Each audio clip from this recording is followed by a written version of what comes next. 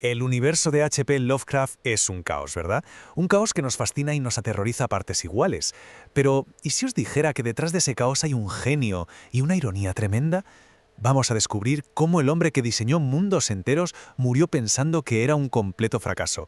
A ver, pensemos en esto. Estamos en 1937, en Providence. Un hombre muere a los 47 años, totalmente convencido de que su vida como escritor ha sido un desastre. Sí, vale, tenía un grupito de amigos que lo admiraban, pero nada más.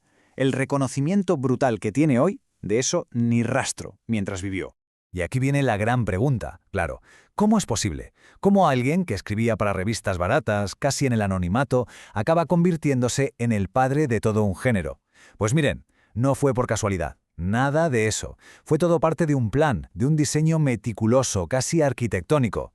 Vale, entremos en materia. Lo primero es lo primero. Lovecraft no sacó el miedo de la chistera, para nada. Era más bien un alquimista. Un alquimista de la literatura que cogió ingredientes de otros grandes maestros y los mezcló para crear algo totalmente nuevo. Y sí, mucho más inquietante. Su receta para el terror es fascinante. A ver, apunten. Ingrediente número 1, la psicología de Edgar Allan Poe. De él aprendió que el verdadero terror no es el monstruo, sino la atmósfera, esa sensación que se te mete dentro. Segundo, la creación de mitos de Lord Dunsania. La idea de no tener un solo fantasma, sino todo un panteón de dioses cósmicos con sus propias historias.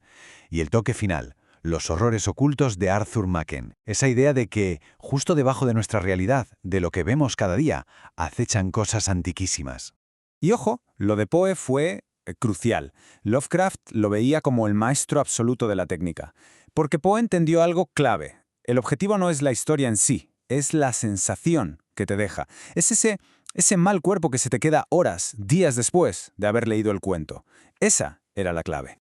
Con todo esto en la coctelera, Lovecraft crea su propia filosofía, el cosmicismo.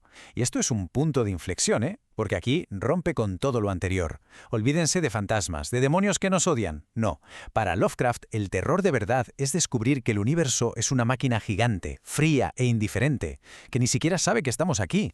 Nuestra existencia, nuestras pasiones, nuestros miedos, un simple error de cálculo en la inmensidad del cosmos. Brutal. De hecho, él mismo lo explicó mejor que nadie. No buscaba el susto fácil, el «buh», buscaba otra cosa. Buscaba ese pavor inexplicable que sientes cuando te asomas a algo tan grande que no lo entiendes. Esa sensación de que las reglas del juego, las leyes de la física que creíamos conocer, de repente no sirven para nada. Muy bien, tenemos la filosofía. Pero, ¿cómo se construye un universo así? Porque no basta con tener una idea, hay que levantar los cimientos. Y Lovecraft fue un arquitecto. Creó los planos de su propio pavor. Y toda gran construcción necesita una piedra angular, ¿no? Un pilar central.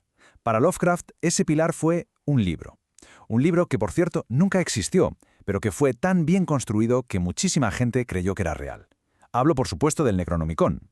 No era un simple atrezo, no, era el eje, el ancla que daba sentido y, sobre todo, credibilidad a toda su mitología. Es que la jugada fue de genio. Para que la gente se lo creyera, le inventó un pasado súper detallado. Le puso un autor, el árabe loco Abdul al-Hastred. Se inventó sus traducciones al griego, al latín, hasta las fechas de cuando la Iglesia lo prohibió.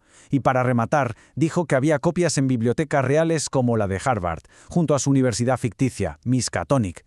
El resultado, la gente empezó a escribir a las bibliotecas de verdad para pedir el libro, una genialidad para borrar la frontera entre ficción y realidad. Y su panteón de dioses tampoco era un batiburrillo. ¿Qué va? Estaba perfectamente organizado. Por un lado tenemos a los primigenios. Piensen en Cthulhu. Son como entidades casi materiales, que estuvieron aquí, en la Tierra, y ahora están como dormidos o atrapados, esperando. Y luego, por encima, están los dioses exteriores, Azathoth, por ejemplo.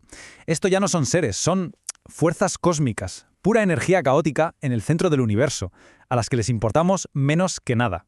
Claro, la pregunta del millón es, ¿y cómo describes algo que, por definición, es indescriptible? ¿Cómo le pones palabras a un horror que la mente humana no puede ni concebir?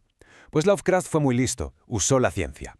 Se fue a conceptos como la geometría no euclidiana, que, para que nos entendamos, habla de espacios con ángulos imposibles, con curvas extrañas. Vamos, una forma de decirnos que esas criaturas y esas ciudades existen en dimensiones que nuestro cerebro es incapaz de procesar. Fíjense en cómo lo hace. Él no te dice, y apareció un monstruo con 10 ojos. No, te dice que vio perversiones de las leyes de la geometría. Habla de edificios con ángulos imposibles. Con esto lo que consigue es que el horror no esté en lo que ves, sino en la desorientación total, en la sensación de que las leyes del mundo se están rompiendo delante de tus narices. Es mucho más potente. Pero esperen, que todavía falta la pieza final del rompecabezas. Y quizá es la más importante, la que explica por qué hoy estamos hablando de esto. Cómo su universo no solo sobrevivió a su muerte, sino que se hizo inmenso. Y el secreto es que no lo hizo solo. Él puso la primera piedra, sí, fue el arquitecto, pero el edificio lo levantaron entre varios, fue un trabajo en equipo. Este grupo de amigos, al que se conoce como el Círculo de Lovecraft, fue absolutamente clave. Eran otros escritores con los que se carteaba. Y no solo se limitaron a admirar su obra, no. Se metieron a jugar en su universo. Añadieron nuevos dioses, nuevos libros, nuevas historias. Y uno de ellos, August Derleth, hizo algo fundamental. Fundó una editorial, Arkham House, solo para publicar los cuentos de Lovecraft y que no se perdieran. Básicamente, le dieron el prestigio después de muerto que él nunca tuvo en vida. Y con esto llegamos al meollo de la cuestión, al corazón de su genio. Porque toda esta arquitectura, toda esta mitología, no salió de la nada. El motor de todo esto eran sus propios miedos. Lovecraft era un hombre lleno de fobias, al mar, a los extranjeros, a lo desconocido, y su genialidad fue coger esos miedos tan personales, tan suyos, y proyectarlos a una escala cósmica. Convirtió su ansiedad en una filosofía sobre el lugar de la humanidad en el universo. De hecho, hay una frase suya, la que abre la llamada de Cthulhu, que lo resume todo a la perfección.